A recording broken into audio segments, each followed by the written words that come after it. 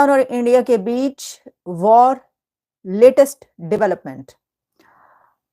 India ने अपने missile load कर दिए।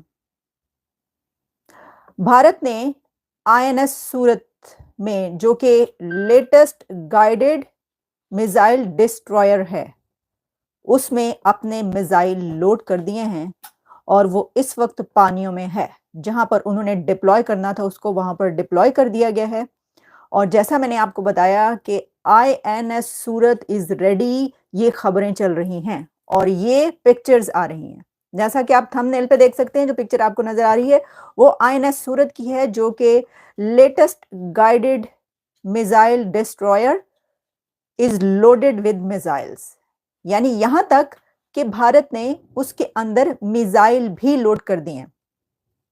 एक तो ये कि आप तैयारी कर रहे हैं और आप कह रहे हैं कि जी हमने अपने इक्विपमेंट पहुंचा दिया है, हमारा असलहा पहुंच गया, हमारे वेपन्स पहुंच गए, अब जो है ये हम एक्शन लेने जा रहे हैं और एक्शन होगा। लेकिन इसके अंदर तो ये साफ पता चलता है, ये नजर आ रहा है कि एक्शन होने वाला है।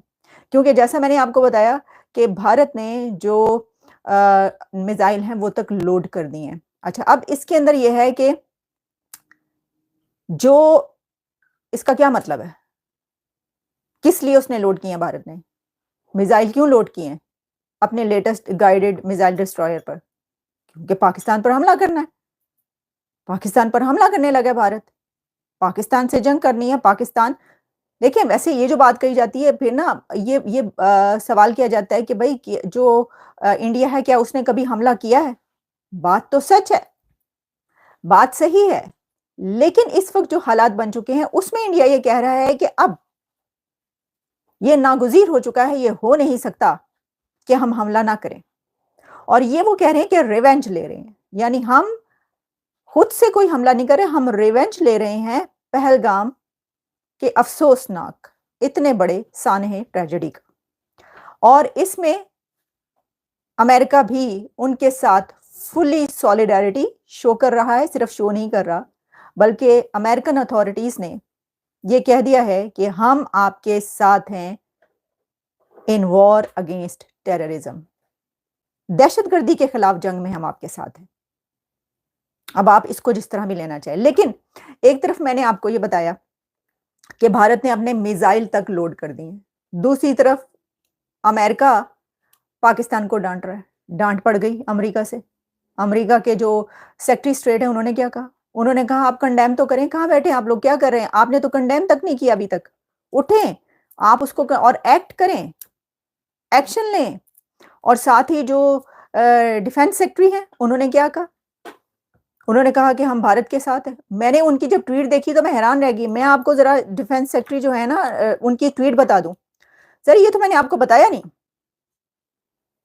डिफेंस सेक्रेटरी पीट हेग्सेट ने ट्वीट किया, today I spoke with Indian defence minister Rajnath Singh to personally extend my deepest condolences for the loss of life in the heinous terrorist attack last week. I offered my strong support.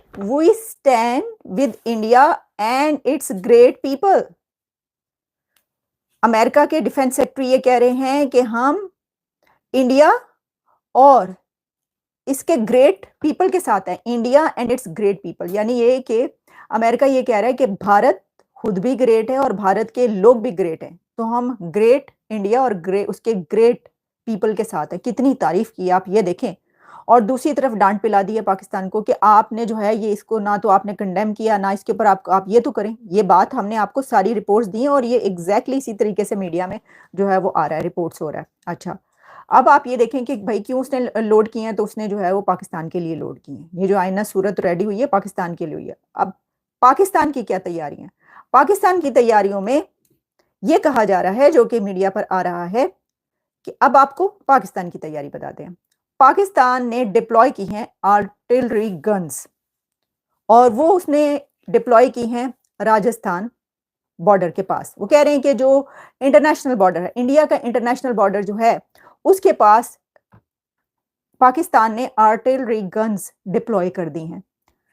अब ये भी साथ में आ रहा है कि ये आर्टिलरी गन्स चाइनीज मेड है, चाइना की जो आर्टिलरी गन्स हैं ये वो पाकिस्तान ने वहाँ पर डिप्लॉय की हैं। तो तैयारियां जारी हैं वहाँ पे भी, फुल फ्लेज तैयारी हो रही है कि जी ये जो है अब भारत ने हमला करना ही है, तो फिर इसका तो जवाब जो है वो देना पड़ेगा। अब जैसे कि वो कह रहे हैं, लेकिन साथ ही जवाब तो देना पड़ेगा, तो साथ ही एक ऑफर भी आ गई। पर ये जो है ना, ये मुझे समझ में नहीं आती। या तो आप लोगों ने पाव-पाव भर के बम उठा के फेंकने हैं, या आपने न्यूक्लियर चलाना है, और साथ ही आपने ऑफर भी कर देनी है कि ऐसा करते हैं कि यूनाइटेड नेशंस कमीशन बना देते हैं। हाँ जी, अब ये कितनेवीं, ये कौन-सी वाली ऑफर है?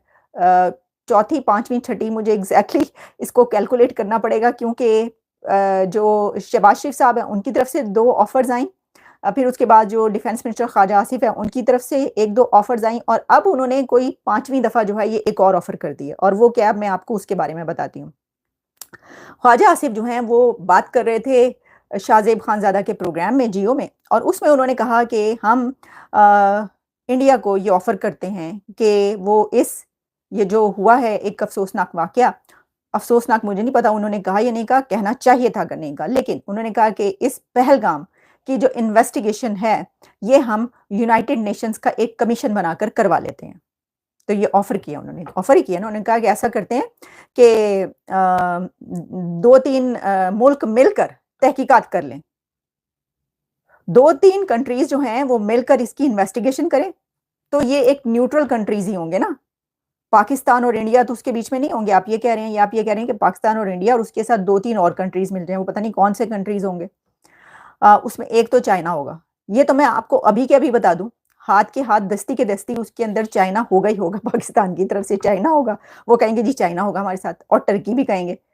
तो लेकिन वो कह रहे हैं कि ये 2-3 कंट्रीज़ मिलकर इसकी इन्वेस्टिगेशन करें और फिर यूनाइटेड नेशंस का कमीशन बना दें। सर कमीशन तो बनते रहते हैं, एबटाबाद कमीशन बना था, कितने साल के बाद हमीदुर रहमान कमीशन बना था। पाकिस्तान में कमीशन बनना तो यूँ रद्दी का भाव बिकता है ना, रद्दी के भाव।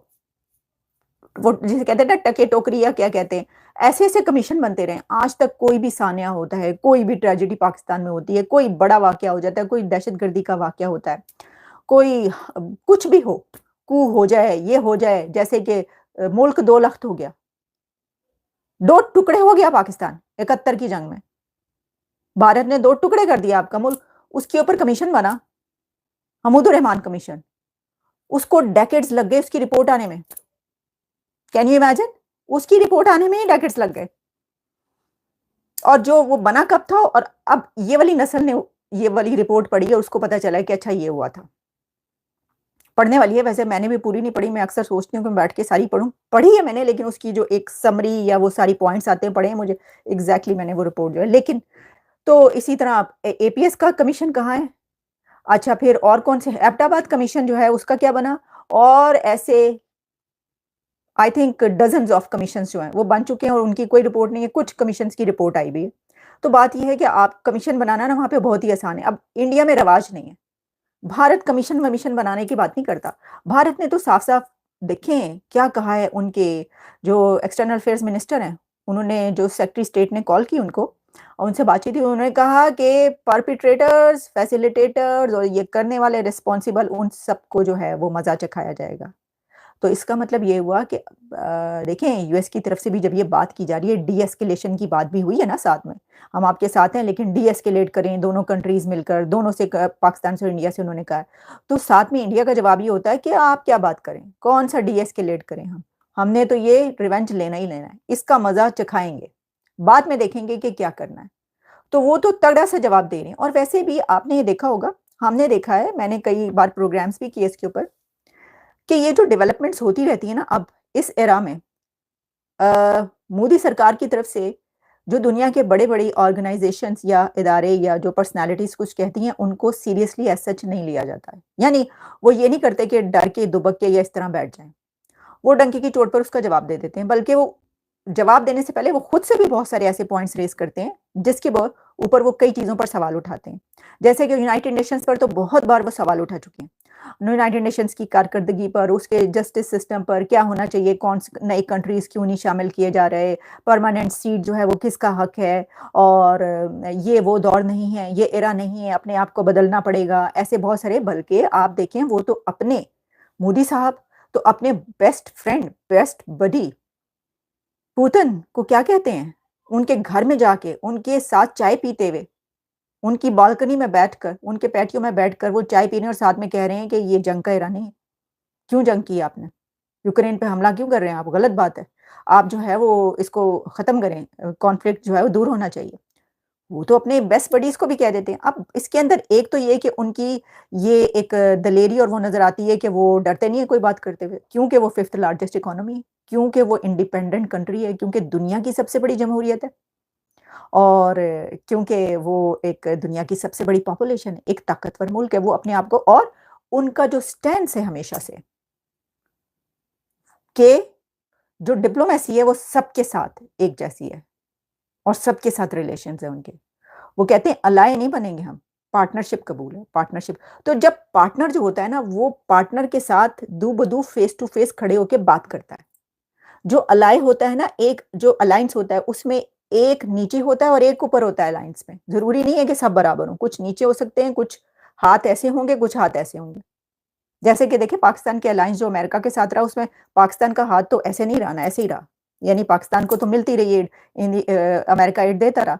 तो वो तो अलायंस है, पार्टनरशिप नहीं है। पार्टनरशिप आपकी उस वक़्त होती है जब आप ये कहें कि दोनों कंट्रीज़ मिलकर $500 बिलियन की ट्रेड लेकर जाते हैं, ये होती है पार्टनरशिप। आपको जब कहना पड़े कि भाई आप भी हमारे पर टैरिफ इतने लगा रहे हैं, ये क्या बात हुई? ये होती है पार्टनरशिप। बड़ा कंट्री, सुपर पावर दुनिया की सबसे बड़ी अमेरिका ने प्रेज़िडेंट ट्रंप ने ये कहा उनको मोदी साहब को कि जी आपकी भी तो इतने टैरिफ हैं, आप उसको भी तो करें, देखें, बराबरी करें, बराबर करें, लेवल फ़ील्ड होनी चाहिए और इस तरह। हुँ?